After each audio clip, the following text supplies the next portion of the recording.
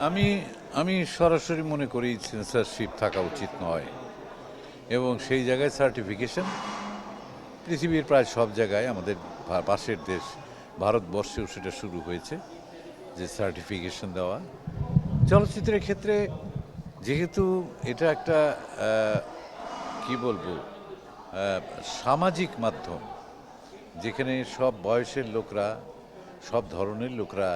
Cinema দেখতে যায় সেখানে এক ধরনের আমি তো নিয়ন্ত্রণে বিশ্বাস করি না কন্ট্রোলে বিশ্বাস করি না কিন্তু এই ছবিটা কারা দেখবে কোন বয়সের লোকদের দেখা উচিত সেইটার যদি একটা সার্টিফিকেশনের ব্যবস্থা আপাতত হয় সেটা কিন্তু আমি সমর্থন করি আর সে মানে আমাদের একটু ছেড়েও দিতে হবে যে সার্টিফিকেশন হওয়ার পর কি দাঁড়ালো কিন্তু আমি যেটা শুনেছি সার্টিফিকেশনের যে আইনটা হচ্ছিল সেই আইনটার মধ্যে এমন কিছু আছে এটা শোনা কথা আমরা দেখি নাই সেই আইনটা যে শোনা কথা যে সেখানে এমন কিছু কথাবার্তা আছে যেটা সেন্সরের চাইতেও নাকি খারাপ যদি সেরকম একটা কালাকানুন আসে তাহলে তো সেটা খুবই খারাপ হবে কাজে আমরা চাইব যে সরকার সম্পূর্ণ সদিচ্ছা নিয়ে সেন্সরটা তুলে দেবেন এবং সেই ক্ষেত্রে সার্টিফিকেশন যেটা আসবেন একমাত্র তারা ছবিটি দেখে এটা কোন বয়সের জন্য সেটা নির্ধারণ করে দেবে এবং এটা তো ঠিক যে রাষ্ট্রের বিরুদ্ধে যদি কিছু বলা হয় সেখানে সেটার জন্য সরকার মামলা করতে পারবে এবং আমাদের এটা একটা অদ্ভুত ব্যাপার বই লিখতে গেলে সেন্সর লাগে না নাটক লিখতে গেলে সেন্সর লাগে না কবিতা লিখতে গেলে সেন্সর লাগে না কিন্তু অভিনয়ের উপর সেন্সর চলচ্চিত্রের ক্ষেত্রে কিন্তু তাই যে উপন্যাসটি বেরিয়েছে সেটা নিয়ে কোনো কথা নেই যে গল্পটা বেরোচ্ছে বা যে সরকার বিরোধিতা হোক বা সমাজের যে কোনো বিষয় নিয়ে পুলিশ প্রশাসন রাজনীতিবিদ তাদেরকে নিয়ে যখন লেখা হচ্ছে প্রতিদিন হরহামেশা সেটা নিয়ে কিন্তু কোনো কথা নেই কিন্তু যখনই আমরা সিনেমায় দেখাবো তখনই ওইটার উপর খড়গ নেমে আসে এই নিয়মটা পাল্টানো উচিত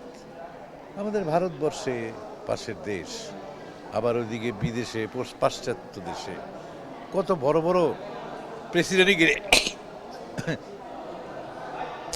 রাষ্ট্রপতি প্রধানমন্ত্রী মন্ত্রী তাদেরকে নিয়ে কত সিরিয়াল হচ্ছে কত টেলিভিশন শো হচ্ছে কত কিছু হচ্ছে সেখানে তো সেই বাধা নিষেধ নাই কাজে আমি একেবারে মৌলিকভাবেই বিশ্বাস করি যে মাথার থেকে সেন্সর এবং কন্ট্রোল নিয়ন্ত্রণ এই দুটো জিনিস উঠিয়ে দেবে আরেকটা বিষয় যে আমরা বর্তমানে দেখি যে আপনি সিনেমার তো যদি অনেক বছর থেকে ছোটবেলা থেকে সিনেমা দেখছেন সিনেমার পরিবর্তনটা আপনি দেখেছেন আপনার চোখ দিয়ে সবচেয়ে দেখেছেন এই যে আমরা যদি বলি যে এই সিনেমার যে বর্তমানে যে দর্শক আবার হল হচ্ছে তো সেই একটা নতুন যুগের কি সূচনা হয়েছে মানুষের দর্শকের রুচি পরিবর্তন হয়েছে যে ধরনের সিনেমাগুলো আমরা দেশি কিন্তু সিনেমা সেই সিনেমাগুলো কি এখন কি বিলুপ্তির পথে বা সেগুলো কি আমরা সেগুলো বিলুপ্তির পথে এবং যেটা এখন হচ্ছে যে এই যে সাম্প্রতিক যে বিষয়গুলো দেখছি সেখানে লক্ষ্য করা যাচ্ছে যে তরুণ সমাজ সবচেয়ে বেশি সিনেমা দেখছে এটা কিন্তু একটা ভালো লক্ষণ যে একটা সামাজিক মাধ্যমে একটা সোশ্যাল গ্যাদারিং হচ্ছে তার মধ্যে বসে তারা সিনেমা দেখছে সময় দিচ্ছে সিনেমা দেখার জন্য এটা বড় ব্যাপার এখন তুমি যেটা ইঙ্গিত করছো সেই ধরনের সিনেমাও হবে হয়তো মানবিক সামাজিক সমস্যাগুলোকে নিয়ে এইগুলোকে নিয়ে যে সিনেমাগুলো হতো আগে সেই সিনেমাগুলো হয়তো ফিরে আসবে ওইভাবে তো আসবে না নতুনভাবে হয়তো ফিরে আসবে আমাদের একটু অপেক্ষা করতে হবে দর্শক যখন হলমুখী হয়েছে আমাদের অপেক্ষা করতে হবে যে সুরুচি সম্পন্ন ভালো সিনেমার জন্য আমাদের অপেক্ষা করতে হবে একটা যে ধারণা ছিল বাণিজ্যিক সিনেমা মানে দর্শক দেখবে তার মানে সেইখান থেকে আমাদেরকে এখন বেরিয়ে আসার সময় এসেছে সরতে হবে সেই জায়গার থেকে সরতে হবে যেমন এক সময় দেখা গেল ফাইটিং ছাড়া ছবি চলে না এখনও সেই প্রবণতা আছে এই জায়গা থেকে বেরিয়ে আসতে হবে এবং এগুলো তো সব আমরা ওয়েস্ট থেকে শিখি পাশ্চাত্য থেকে শিখি হলিউডে হয়, বোম্বেতে হয়,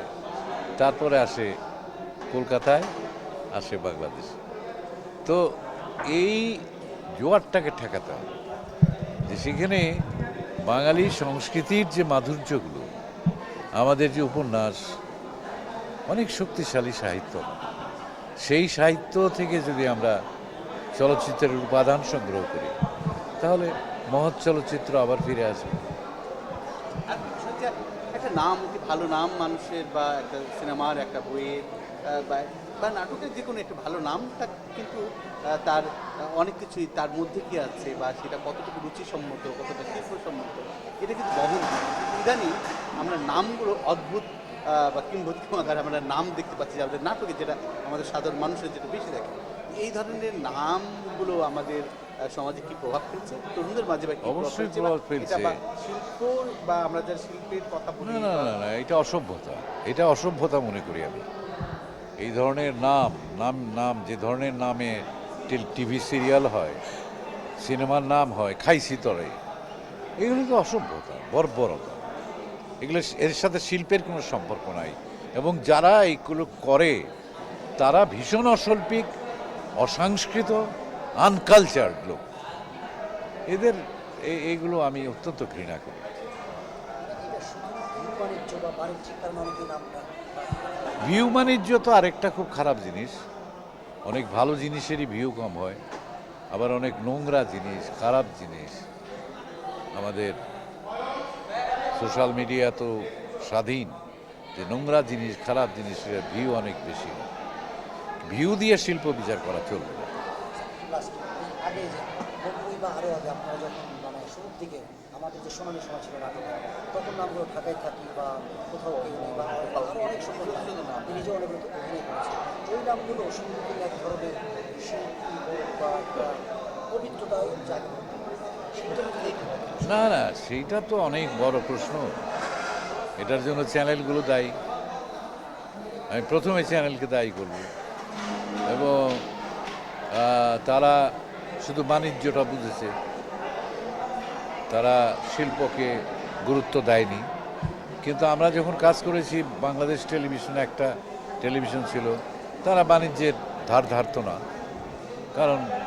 তার স্পন্সরের অভাব ছিল না। এখন স্পন্সরকে ধরতে গিয়ে নানান ধরনের বিকৃতির পথ খুঁজে নিচ্ছে। ওই সময় শিল্পের নামগুলো যদি আপনি নির্দিষ্ট করে শেষবার আমারই অনেক ভালো নাটক আছে, যেমন এখানে নোঙর, অথবা একটি সেতুর গল্প, সময় সময়, তারপর সুপ্রভাত ঢাকা, এগুলো নাম, হুমায়ুন আহমেদের অয়ময়, এইসব দিন রাত্রি, বেশ ভালো নাম। আর এমনিতে তো 1 ঘন্টার নাটকেরও আমরা একটি নাম দিতে গিয়ে কি যে হিমশিম খেতাম। নাটক তো লিখলাম, এমনও হয়েছে নাটক যেদিন প্রচার হবে সেই দিন সকালবেলায় নাম ঠিক করলাম, এত কনফিউজ থাকতাম। নামটা সে কতটা খুব গুরুত্বপূর্ণ, খুব গুরুত্বপূর্ণ। রবীন্দ্রনাথের, নজরুলের, জীবনানন্দ দাশের, আমাদের আখতারুজ্জামান ইলিয়াসের খোয়াবনামা, কি চমৎকার নাম। চিলেকোঠার সেপাই, শওকত আলীর প্রদর্শে প্রাকৃত জন, কি সুন্দর নাম। হাসান আজিজুল হকের এক একটা উপন্যাস, পাতালে হাসপাতালে, হ্যাঁ, এরকম খাঁচা, কি চমৎকার চমৎকার নাম। ঠিক আছে, 3টা আইটেম পাইলা, 3টা আইটেম পেয়ে গেল। ঠিক আছে, শরীর ভালো না?